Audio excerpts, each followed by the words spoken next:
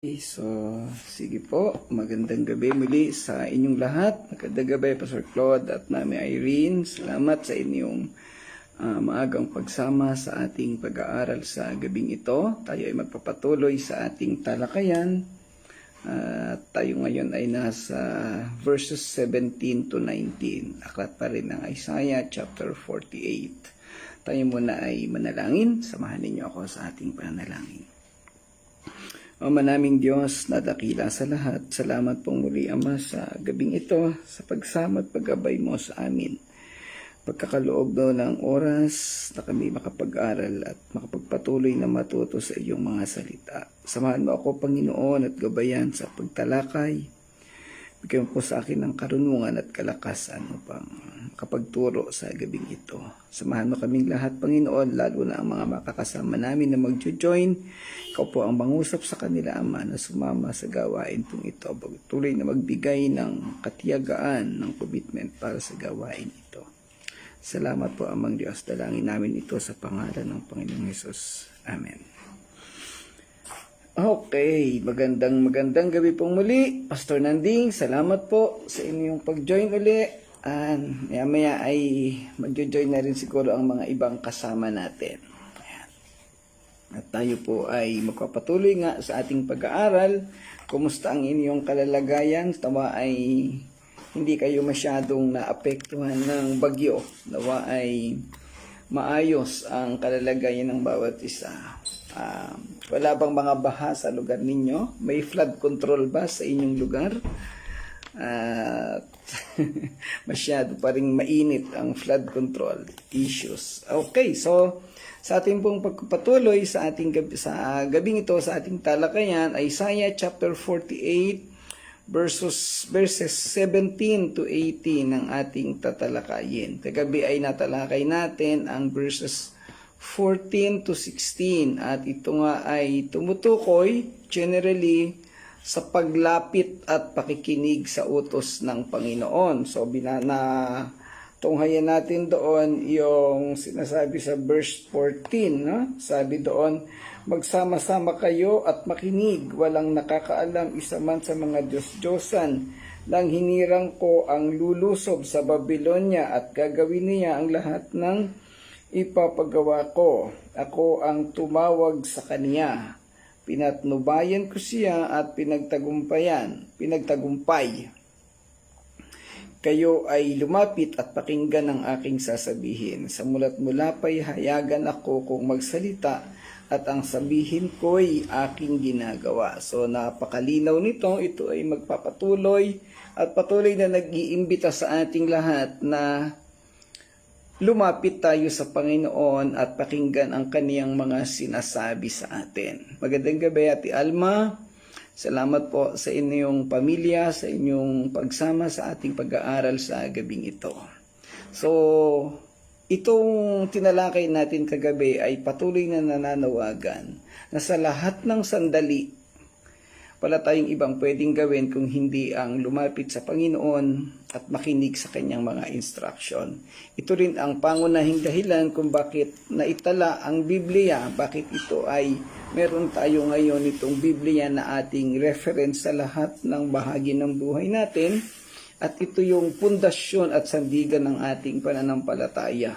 Dahil gusto ng Diyos na tayo madala doon sa isang maayos na sitwasyon na alam niya na magbibigay sa atin ng maayos na buhay na bukas, kinabukasan, at magdadala sa atin sa maayos na resulta ng buhay, which is yung kaligtasan. So, sa gabi namang ito, ayan, salamat po, salamat Juana sa iyong pagsama. Okay. So, kung kagabi ay tinalakay natin yung paglapit at pakikinig, ngayon naman ay tatalakayin natin sa susunod na verses yung pagsunod. Ayan, so napakaganda dahil tila serye itong mga talatang ito. So doon sa verse 17, ito ang sinasabi. Ganito ang sabi ng banal na Diyos ng Israel, ni Yahweh na sa iyo'y tumubos. Ako ang iyong Diyos na si Yahweh. Tuturuan kita para sa iyong kabutihan. Papatnubayan kita sa daan mong lakaran. Sa talatang ito, si Propetang Isaias ay naghahatid ng mensahe ng katapatan at patnubay ng Diyos. Chapter 48 po, verse 17 to 19, Telma. 17 to 19. Yan. Sa talatang ito nga, si Propeta Isaias ay naghahatid ng mensahe ng katapatan at patnubay ng Diyos sa mga Israelita na nagpapaalala sa kanila na siya ang kanilang banal na manunubos. Ang talatang ito ay nagsisilbing kaaliwan at katiyakan sa mga tao ng Israel na nag-aalok sa kanila ng pag-asa at direksyon sa oras ng kanilang pangangailangan. Ipinapakita ng talatang ito na ang Panginoon ay laging nakahandang magkaloob ng patnubay at pag-asa sa kaniyang mga piniling tao. Hindi nagsasawa ang Panginoon, hindi siya napapagod, hindi siya nabibingi sa lahat ng ating sinasabi. Wala siyang sawa at 24/7 gising ang Diyos para marinig niya at malaman ang ating mga hinaing, ang ating mga damdamin, ang ating mga kahilingan sa Kaniya. Hindi siya napapagod. Kaya alam niya ang lahat ng nangyayari sa atin. Kaya wala ring maililihim tayo sa Kaniya. Ipinapaalala ng talatang ito ang katapatan, patnubay at pagtubos ng Diyos. Ipinahihiwatig nito ang mga tema ng tungkulin ng Diyos bilang manunubos at banal ng Israel, bilang banal na Diyos ng Israel. Gayon din ang kanyang tungkulin bilang guro at gabay sa kaniyang mga tao. Hindi lang siya yung Diyos na lumikha. Sa halip siya rin yung Diyos na nagiging na tagapagturo at tagagabay at tagapagbigay ng lahat ng mga pangangailangan ng tao. Ang talatang ito ay nag-aalok ng pag-asa at katiyakan sa mga Israelita na nagpapaalala sa kanila ng walang hanggang pag-ibig at suporta ng Diyos kahit nasa harap ng kahirapan o anumang bagay na tila baga mahirap gawin o mahirap mangyari. Gaano man kabigat ang sitwasyon ng mga tao, dito'y sinasabi na ang Diyos ay naandyan. Pwedeng lapitan at pwede nating hingaan ng tulong. Ang statement na binabanggit, ako ang iyong Diyos na si Yahweh. Tuturuan kita para sa iyong kabutihan, papatnubayan kita sa daan mong lakaran. Kaugnay ng tinalakay kagabi sa verse 16, tuturuan kita. So, yung salita ng Diyos, kaya tayo tinatawag ng Panginoong Diyos kahapon na makinig upang tayo ay turuan sa ating mga pamamaraan sa buhay. Dahil alam ng Diyos na kulang ang ating kaalaman, kaya nandyan siya lagi upang gumabay at magturo sa atin. Kaya sa Bible, ang mga tao ay kinumpara o itinulad sa hayop na tupa. Napag-usapan na natin dati na ang tupa, sabi ng iba, ay isa sa pinakabobong uri ng hayop. Wala itong isip kung tutuusin at very illogical. Kung may isip man, syempre, merong literal na utak yan, pero illogical mag-isip at hindi niya kayang buhayin ang kanyang sarili, hindi niya kayang dalhin sa tamang direksyon. At sa pamamagitan ng pastol o yung shepherd, ay nakakapamuhay ito ng maayos. Tayong mga tao ay ganoon, ikinumpara sa tupa. Alam ng Diyos na kung tayo hindi gagabayan ng pastol, ay maliligaw tayo. Yun nga, malimit nga. Kahit nga meron ng pastol na nangunguna sa church, naliligaw pa rin ang maraming tao. Well, ibang aspeto naman, dahil darin yun sa katigasan ng ulo. Mamaya tatalakayin natin yung tungkol sa katigasan ng ulo. Kaya marami pa rin napapariwara. Yan. Pero ito ay sinasabi dito yung kahalagahan ng paglapit sa Panginoon dahil siya lamang ang makapagbibigay ng tamang direksyon, tamang karunungan at tamang daan sa kung ano ang ating gagawin sa buhay. Kung ang bagay na ito ay masusunod lamang ng lahat ng tao, posibleng mabawasan o kokonti ang magiging problema sa mundo.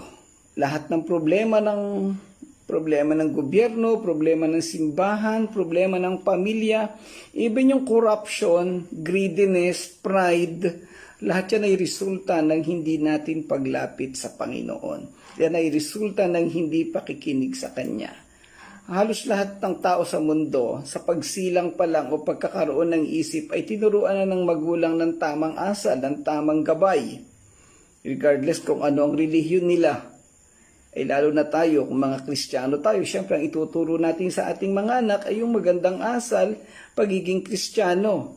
Pero sa kabila ng lahat ng ito, yung mga anak na lumalaki ay sumusuway sa turo ng magulang, and in the same way, sinusuway niya yung utos ng Diyos, kaya napapaliwara at napapahamak. Yan. Muli ay ipinapaalala ng talatang ito ang katapatan, patnubay at pagtubos ng Diyos sa mga tao, gaano man sila nagkasala. Ipinahihiwatig nito ang mga tema ng tungkulin ng Diyos bilang manunubos at banal ng Israel. Gayon din ang kanyang tungkulin bilang guro at gabay. So ito yung binasa natin kanina. Ang talatay nag-aalok ng pag-asa at katiyakan na kung ano man ang mangyari, ang Diyos ay naandyan lang at pwedeng lapitan. Sentro sa talatang ito ang tema ng pagtubos at patnubay. Ipinakilala ng Panginoon ang kanyang sarili bilang manunubos, the Savior. Binibigyang diin ang kanyang tungkulin sa pagliligtas sa kaniyang mga tao mula sa pagkabihag at pagpapanumbalik sa kanila sa kabuuan. Magandang gabi, Pastor Dennis. Salamat sa iyong pagsama. Kaya pa naman, Pastor. Humihinga pa eh. May lumalabas pang boses sa bibig. Kaya tuloy-tuloy po. Salamat sa iyo. Ito ay paulit-ulit na tema sa buong Biblia dahil ang Diyos ay patuloy na nagpapakita ng kaniyang katapatan at pagmamahal sa kaniyang mga tao sa pamamagitan ng pagtubos sa kanila mula sa kanilang mga kasalanan at pag-akay sa kanila sa katuwiran.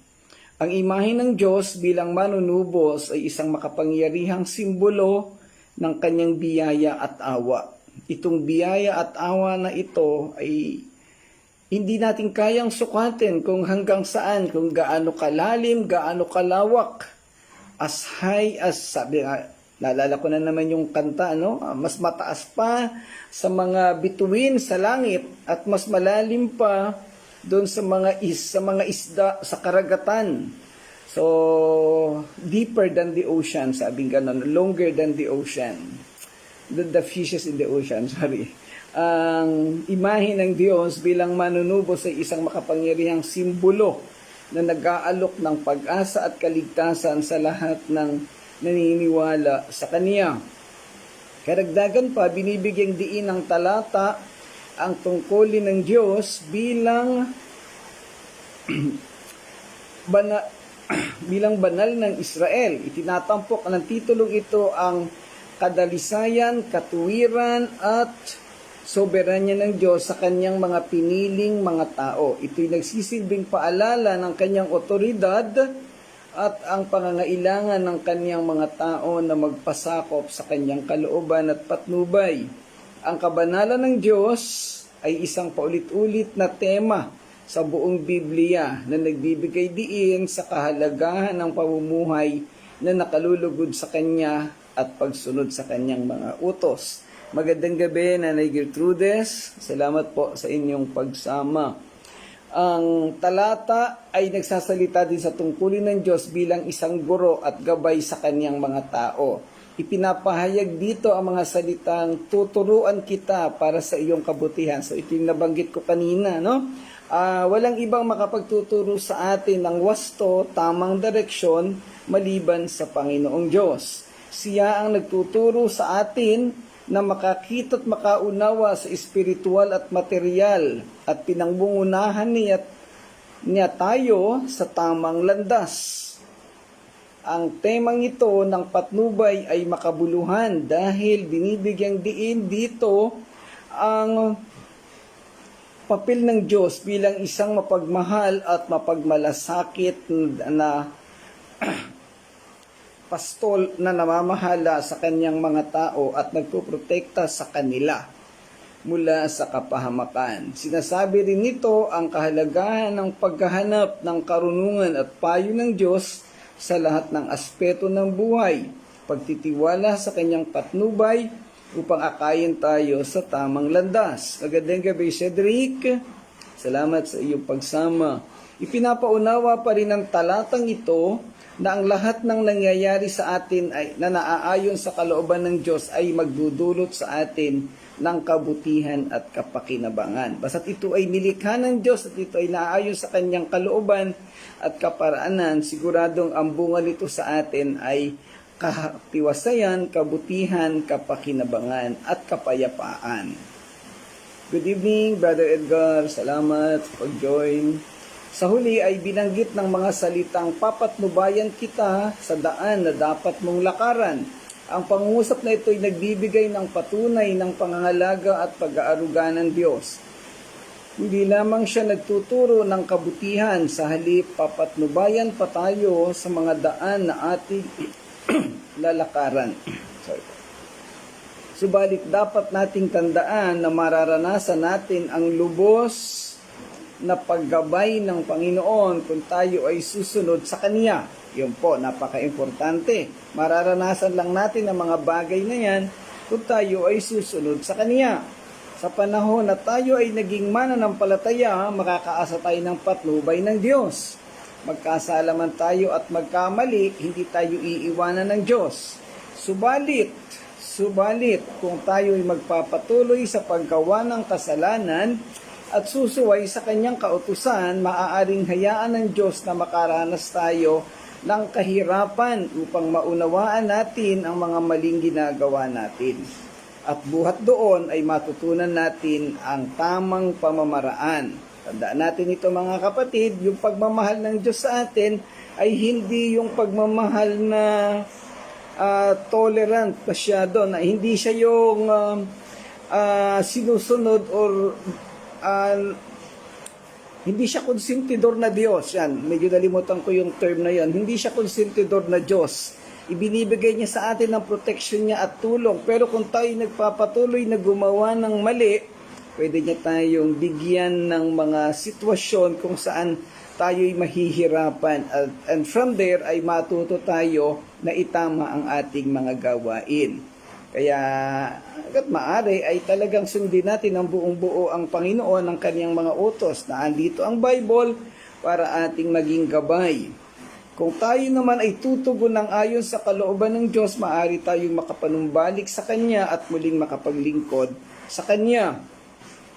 Sa talatang ito, ang Diyos ay nag-aalok sa mga Israelita ng pag-asa at katiyakan na nagpapaalala sa kanila sa kaniyang katapatan at kanyang pangako na patnubayan at paglaanan sila.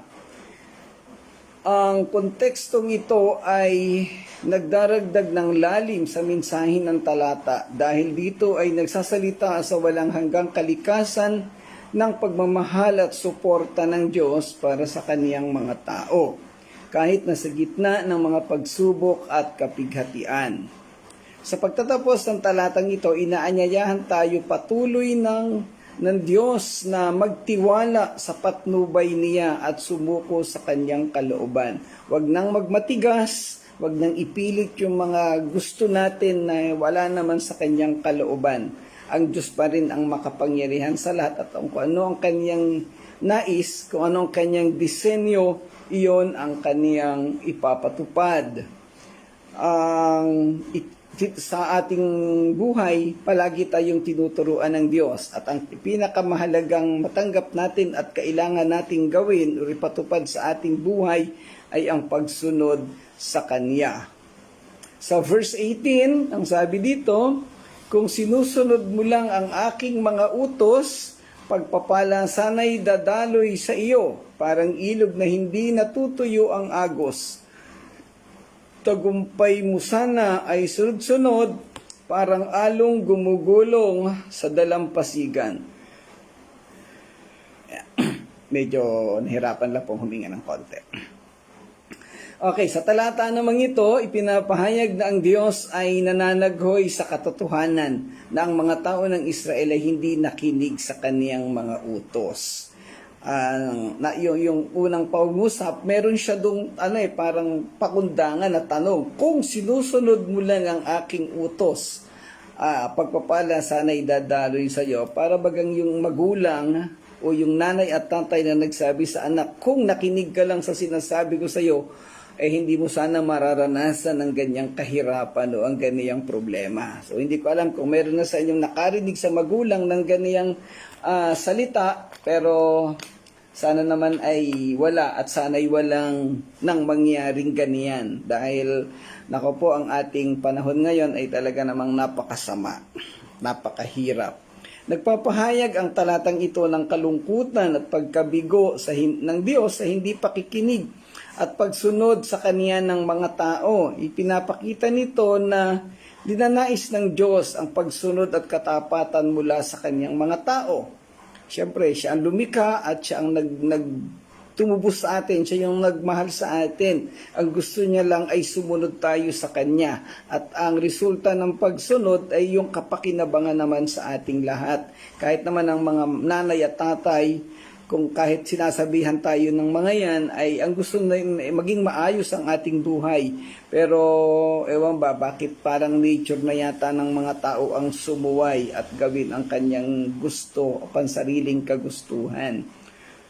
Ipinakikita nito na ninanais ng Diyos ang pagsunod at katapatan mula sa kaniyang mga tao. Dahil alam niya na ang pagsunod sa kaniyang mga utos ay hahantong sa kapayapaan at katuwiran. Binibigyang diin dito ang pananabik ng Diyos para sa kanyang mga tao na mamuhay sa pagsunod at maranasan ng kapayapaan at katuwiran na nagmumula sa pagsunod sa kanyang utos. Isipin natin ito, yung Diyos na mismo ang nananabik sa atin. Nananabik, gustong-gusto niyang maramdaman na yung mga taong nilikha niya at minahal niya ay sumusunod sa Kanya. Nakakalungkot yung na hindi ito nalaman na hindi sa sitwasyon na to ay hindi maramdaman ng Diyos yung pagsunod sa Kanya ng mga tao. Okay, itong sitwasyon na to ay nangyayari sa iba't ibang sitwasyon din dito sa mundo. Sa church, nangyayari yan, sa pamilya, at sa iba't iba pang bahagi ng buhay. Ginamit dito ang imahe ng mga ilog at alon na nagbibigay diin sa kasaganaan at tuloy-tuloy na katangian ng mga pagpapalang ito, habang nagsisilbi rin bilang isang paalala kung ano ang maaaring mangyari. Yung ilog na tuloy-tuloy na umaagos ang tubig ay sa King James ginamit yung salitang tuloy-tuloy na pagkaranas ng kapayapaan. Nabanggit din sa talata ang talata ay naghahatid ng mensahe ng panghihinayang at pananabik, ngunit nagsisilbi ring tawag sa pagsunod at katapatan para sa mga tao ng Israel at para sa lahat ng mga sumunod na salinlahi hanggang sa kasalukuyan. Ilinalarawan dito ang kasalukuyang sitwasyon ng mundo sa bahagi ng pananampalataya at pagsunod sa mga kautusan ng Diyos. Sa ating sitwasyon ngayon, partikular sa ating mga mananampalataya o yung hindi man mananampalataya na nagbabasa ng Bible, perhaps lahat ng tahanan ay mayroong Bible. Sila'y nag-aaral at sa mga kagaya natin na nag-aaral at regular na nakakabahagi sa mga talakayan at mga gawaing pagsamba. So sumisimba, nakakarinig ng mga preaching, ng mga mensahe. At itong ginagawa nating pag-aaral araw-araw, may mga iba't iba pang uri ng devotion at iba't iba pang pagtalakay. O kaya ay yung mga taong may ginagampan ng ministeryo sa loob ng simbahan, definitely alam niyan ang mga utos ng Diyos. Pero minsan sa kabila ng kaalaman na to, nangingibabaw pa rin ang pagsuway. Napakaraming tao saan mang lugar sa kasalukuyang panahon ang hindi sumusunod sa mga utos ng Diyos. Maraming tao ang nagsasabi na sila'y relihiyoso at may mga sinusunod na tradisyon ng paniniwala sa Diyos, subalit hindi naman nauunawaan ang kaniyang mga salita. Nawa tayong lahat dito'y nauunawaan ang salita ng Diyos. Nawa ang talatang ito ay gumising at patuloy na magpaalala sa ating lahat ng kahalagahan ng pagsunod sa Diyos. gaano man kasimple o kaliit na pagsuway o iniisip natin, posibleng iniisip natin na walang halaga, ay dapat din nating suriin. Walang malaki, walang maliit na pagsuway dahil ang lahat ng iyan, ang iisa lang ang kategorya, pagsuway pa rin. At ang bawat pagsuway ay mayroong karampatang resulta. Kalimitan, ang mga pagsuway ay bunga ng maling pagtingin o maling pag-iisip at maling damdamin. Posibleng sa una ay simple lamang, wala namang kwenta, iisipin mo, hindi, maliit na bagay lang ang ginawa ko, at hindi ito Subalit, yung kasabihan na walang malaking bagay na nagsimula ng malaki na. Lahat ay nagsisimula sa maliit hanggang sa madagdagan ng madagdagan, lumawak ng lumawak. Bandang huli, hindi mo na makayang dalahin, hindi mo na maunawaan sana umabot ang pagsuway o pagkakamali. Maaaring dalahin ng mga simpleng pagsuway na ito sa higit at komplikadong sitwasyon na mahihirapan tayong isaayos at sa dulo'y magdadala sa atin sa mga kapahamakan. Parang anong nangyari din sa Israel, nagsimula lang sa kaunting pagsuway, kaunting pagsunod sa Diyos-Diyosan, pero bandang huli hindi na nila namalayan. For example, si Hezekiah, dahil natuwa siya, dahil pinagaling siya ng Diyos, dinagdagan ang kanyang edad ng 15 taon. Nung may bumisita sa kanya, very proud siya. Dahil gusto niya ipagmalaki yung ginawa ng Diyos sa kanya. Kaya lang hindi niya alam na napasok na pala siya ng kaaway. Yung pinapasok niya yung bisita galing sa Babylonia, hindi niya alam, minamatyagan pala siya doon. At yun na nga ang naging pasimula. Kaya ito ay siya ay binigyan ng propesiya ni Isaiah na darating ang panahon ng lahat ng mayroon ka ay mauubos at dadalhin nyo sa ibang lugar. At ganoon nga ang nangyari nang nadala ito sa Babylonia at pati pa ang buong lipi ng Israel, ang Judah. Okay, so dalawang mahalagang bagay ang pangunahing tinutukoy sa talatang ito, pagsunod at pagpapala. Naalala ko lang yung isang mensahe na ang title ay Obey and Expect. Hindi ko matandaan, siguro mga several months ago na preach ko ito, at ito ay isa sa napakagandang instruction na ibinigay ng Panginoon. Sana'y naaalala pa ng mga taong nakapakinig ng mensaheng ito. Napakaganda ng sinasabi sa talatang ito. Ang sabi diyan, kung sinusunod mo lang ang aking mga utos, pagpapala sana'y dadaloy sa iyo. Ang totoong pagpapala ay mangyayari kung tayo ay susunod sa utos ng Diyos. Ang Biblia ay naglalaman ng napakaraming kasaysayan ng pagsuway. Simula kay Adan hanggang sa bagong tipan. Ang mga hari sa bayan ng Israel at Juda, karamihan ay namuhay ng walang pagsunod sa Diyos. Hindi talaga, siguro napakahirap ma-achieve, ma-attain yung 100% na obedience kahit sa ordinaryong buhay natin. Kaya talagang kailangan natin ng gabay ng banal na espiritu at kailangan natin ang ganitong pag-aaral. Ginamit ang yung banggit ko kanina, ginamit ang agos ng ilog na hindi natutuyo upang maging simbolo ng pagpapala at tagumpay na mangyayari at mararanasan ng tao kung siya ay susunod.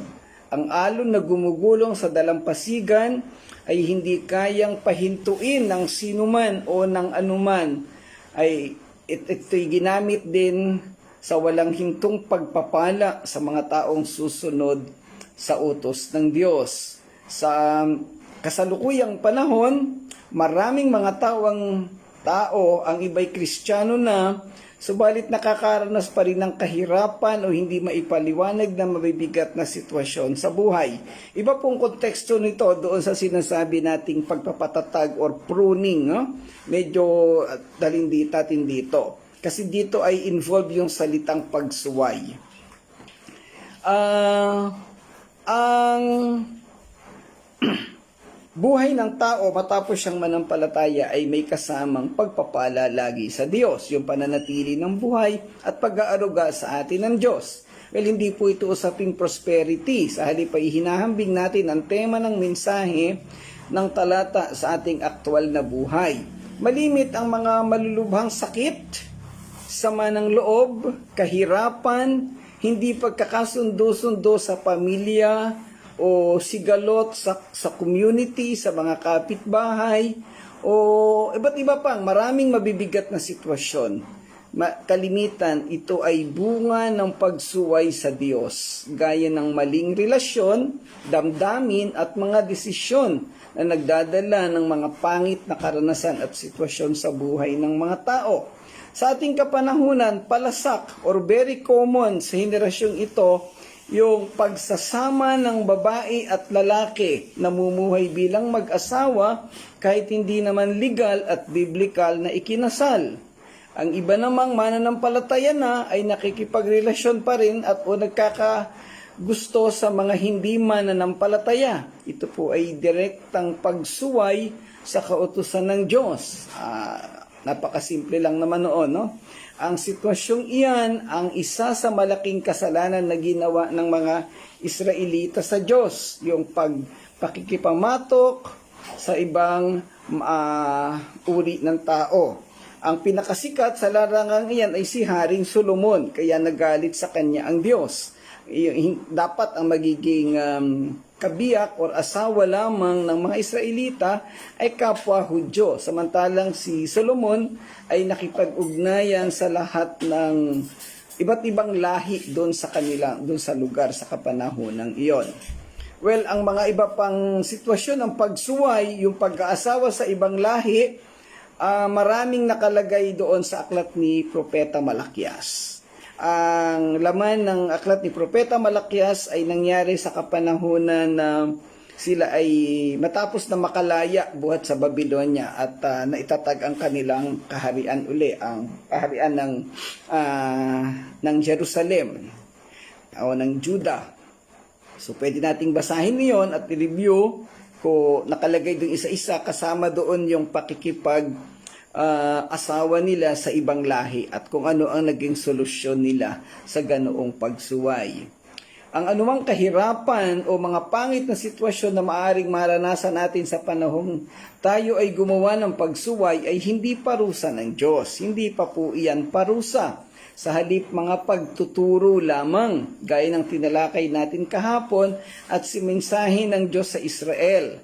At ito ay magpapatuloy hanggang hindi natin itinatama ang ating mga pagkakamali. Tandaan po natin, ito ay magpapatuloy hanggang hindi natin itinatama ang ating mga pagkakamali. Hindi natin ito kayang pigilin. Ano man ang gawin mo, kung yan ay nagmula sa Diyos dahil gusto kanyang turuan, tuloy-tuloy mo yang mararanasan. Kaya beware. Ating saliksik ang ating mga buhay. Malibang baguhin ng tao ang kaniyang pananaw at pamamaraan sa buhay hinggil sa pagsunod sa mga kautusan, patuloy niyang mararanasan ang mga mabibigat na sitwasyon sa buhay niya. Tatandaan po natin, mga kapatid. Bilang resulta ng pagsunod, inaasahan ng Diyos na ang mga taong kaniyang pinili ay mamumuhay ng may katuwiran, righteous living. Katuwiran na sumasakop sa pagiging tama, makatarungan at may moralidad. Yung issue ng morality, no? Lagi na yung nagiging bumabagsak. Ito ang mga katangiang ninanais ng Diyos para sa kanyang mga tao. Buhay na kalugod-lugod sa Kaniya. Well, napakarami na nating napag-aralan sa Bible and one of them is yung fruits of the Holy Spirit. Nandiyan na lahat eh. Kaya lang talagang sinusuway pa rin natin. At malinaw na binanggit sa Bible yung huwag makipamatok sa hindi ka mananampalataya. Yan ang karamihang sitwasyon. Halos lahat ng mga churches, marami akong nakakausap ng mga pastor, laging yun ang problema. Yung pagsasama ng babae at lalaki na hindi naman mag-asawa. May asawa yung lalaki, may asawa yung babae, naghiwalay, tapos nakahanap ng bagong minamahal, kaya lang mali eh. Hindi tama. Hindi pwedeng matolerate dapat ang mga ganyang bagay. Okay. Muli, ang talata ay nagsisilbing paalala na ang pagsunod sa mga utos ng Diyos ay humahantong sa isang buhay na kapayapaan at katuwiran, habang ang pagsuway ay hahantong sa kaguluhan at kasamaan. Ayan, so tayo po'y matuto sa mga paalalang ito. At sa susunod, ang talatang 11, tapusin natin ito. Ang iyong lahi ay magiging sindami sana ng buhangin sa dagat, at tinitiyak kong hindi sila mapapahamak. Ang talatang ito ay pagpapatuloy ng mga binabanggit sa talatang 18. Sa talata namang ito ay pinapatukuyan ang pagdami ng lahi. Sa panahon ng lumang tipan, mahalaga sa isang lipi ang pagdami ng lahi o mga anak at salin lahi. Sa panahon ng kanilang pamumuhay, ang mga anak o lahing sumunod ang nagiging tagapaghanap buhay at tagapagtanggol laban sa ibang bayan na maaaring sumalakay at sirain ng kanilang lipi. Napaka-importante sa panahon ng lumang tipan yung marami kang lahi, marami kang anak. Yan. Kaya nga si Abraham ay naalala ninyo yung pakikipag-usap niya sa Diyos na wala siyang mapapamanahan o mapag-iiwan ng kanyang kayamanan. Kaya talagang dumulog siya sa Panginoon at tinupad naman ng Panginoon ang kaniyang pangako. Sa talatang ito ay binibigyang diin ang pangako ng Diyos sa mga Israelita hinggil sa paglawak ng kanilang lahi kung sila ay susunod sa Kanya at umasa sa dakilang pangako ng Diyos na pag-aaruga at pagmamahal sa lahi ng Kanyang pinili. Itinulad ang mga inapo ng mga Israelita sa buhangin at graba, sa iyong buhangin sa karagatan na parehong hindi mabilang at nagtatagal. Ito ay kumakatawan sa di natitinag at walang hanggang kalikasan ng pangako ng Diyos sa kaniyang bayan. Ang pagbanggit sa kanilang pangalan na hindi pinutol o nawasak sa harap ng Diyos ay binibigyang diin ng ideya ng pag-iingat at pangangalaga ng Diyos sa kaniyang piniling mga tao. May mga nabasa at napag-aralan tayo mga kasaysayan ng mga pamilya na walang anak o hindi lumawak ang lahi. Ang isa dito ay si Ruth, na wala yung kanyang asawang lalaki, wala siyang anak, so wala na siyang ikabubuhay, walang panggagalingan. Mabuti na lamang at ipinadala ng Panginoon si Boaz upang umampon sa kanya, na tinatawag nating kinsman redeemer.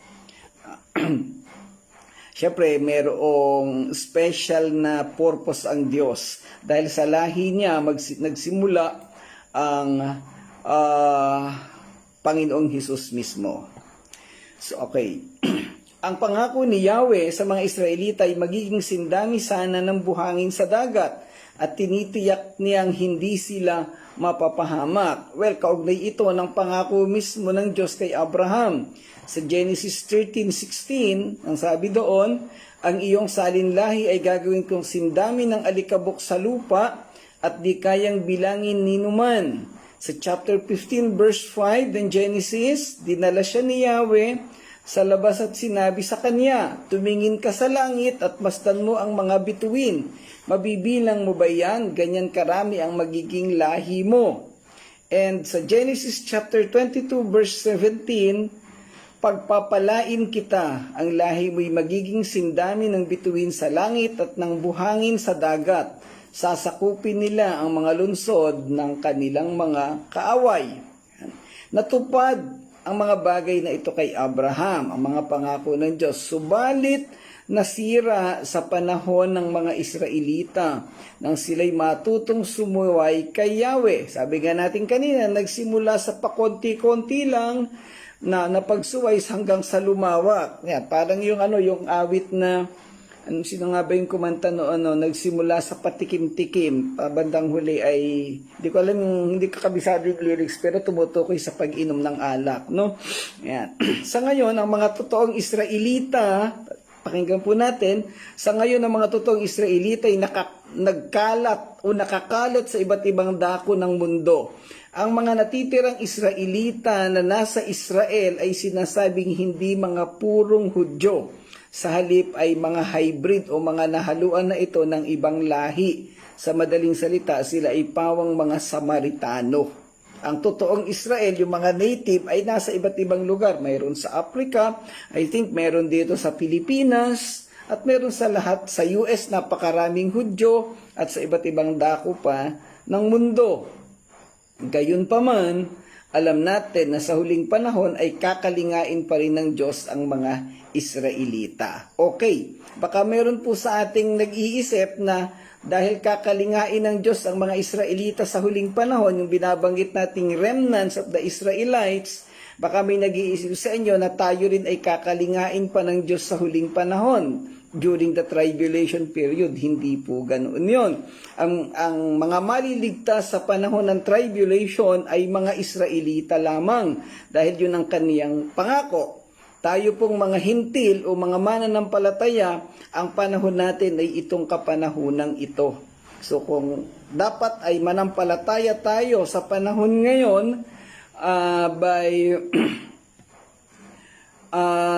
makasigurado ng pananampalataya at kaligtasan. Yan. Kung dumating ang tribulation period o yung rapture tapos tribulation at hindi tayo nananampalataya o meron mang tao sa panahon ngayon na hindi nananampalataya, ay siguradong sa impyerno na mapupunta. Yung tutubusin ng Diyos during the tribulation period, yan po ay pawang mga Israelita. Marami pong nagkakamali dyan at maraming nalilito. Pero doon na lang po tayo sa sinasabi sa Bible. Okay, habang hindi pa bumabalik ang Panginoong Hesus, ito yung ating pagkakataon. At ito'y laging idinidiin sa Biblia at sa lahat ng ating pag-aaral habang may panahon pa. Kaya muli, pinapaalala na habang nabubuhay pa tayo, habang may pagkakataon pang mag-aral, umunawa ng salita niya, ay gawin na po natin. Sa Genesis 22:18, ipinangako ng Diyos kay Abraham, sa pamamagitan ng iyong lahi, pagpapalain ang lahat ng bansa sa daigdig, sapagkat sinunod mo ang aking utos. Yun nga po ang dahilan, kaya kahit yung mga hintil ay binigyan ng pagkakataon na maligtas at makadugtong ng Panginoong Hesus. Sa ating pagtatapos sa talatang ito at sa ating pag-aaral sa gabing ito,